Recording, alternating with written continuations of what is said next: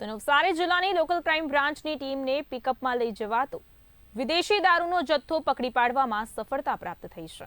મળતી માહિતી અનુસાર નવસારી જિલ્લામાંથી પસાર થતા રાષ્ટ્રીય ધોરીમાર્ગ પર આવેલ બોરિયાચ ટોલનાકા પરથી પિકઅપમાં લઈ જવાતો વિદેશી દારૂનો જથ્થો પકડી પાડવામાં આવ્યો હતો। લોકલ ક્રાઇમ બ્રાન્ચની ટીમે બાતમીના આધારે પિકઅપમાં તપાસ કરતા 2.5 લાખથી વધુની કિંમતનો વિદેશી દારૂનો જથ્થો મળી આવ્યો હતો, જેથી પોલીસે તે દારૂનો જથ્થો, પિકઅપ તથા અન્ય મુદ્દામાલ સહિત 7,64,000થી વધુનો મુદ્દામાલ જપ્ત કર્યો હતો।